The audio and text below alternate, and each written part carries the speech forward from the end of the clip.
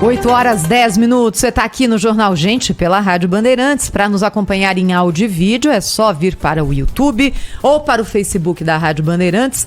Para participar do jornal 11 99904 8756. Destaque agora do Pedro Campos nesta segundona. Bom dia, Pedro. Olha, Thaís, enquanto a gente não tem, diretrizes mais claras do que os ministros anunciados pelo Lula vão fazer, a gente precisa ficar preso ao passado deles para cobrar que eles não repitam os mesmos erros ou consertem e deem explicações sobre aquilo que fizeram e não deu certo. O Fernando Haddad foi prefeito de São Paulo e quando saiu deixou um rombo de 7,5 bilhões nos cofres municipais. Foi o balanço que foi feito pelo então secretário da Fazenda na época. Eu fiz uma reportagem com ele, estava a semana aqui puxando nos meus arquivos.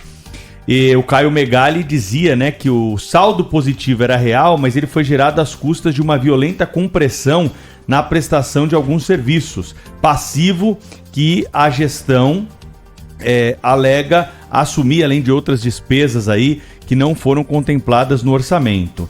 Então ele dizia na época que não era uma maquiagem, mas que se fossem entregues em ordem, muitas das despesas foram comprimidas violentamente.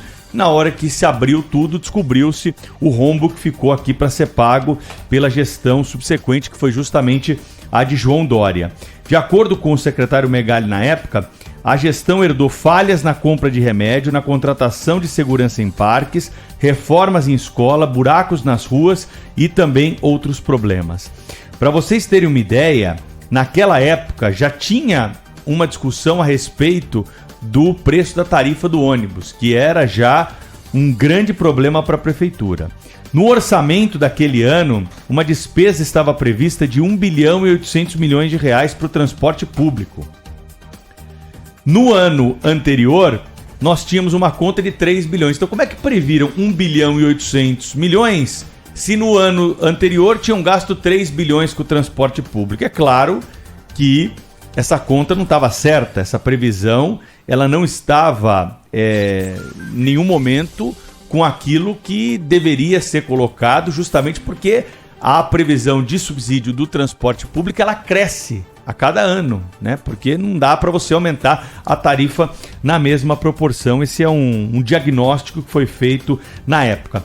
Então, é preciso lembrar do passado desses escolhidos, para que eles possam dar as explicações e, principalmente, o que nós queremos nesse momento é afastar a insegurança, afastar o medo que se possa ter de algum tipo de passado que nós já vivemos, seja onde essas pessoas atuaram, No caso aqui do Fernando Haddad, a comparação tem que ser feita com o período em que ele foi prefeito de São Paulo, que foi o último cargo público, importante que ele ocupou.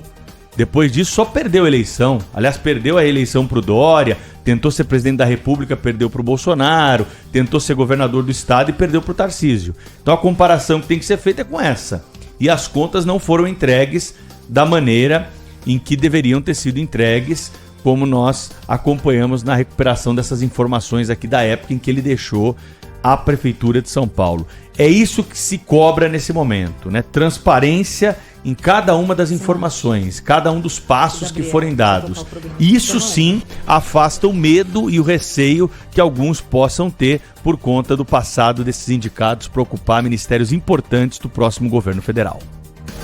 8h14 aqui no Jornal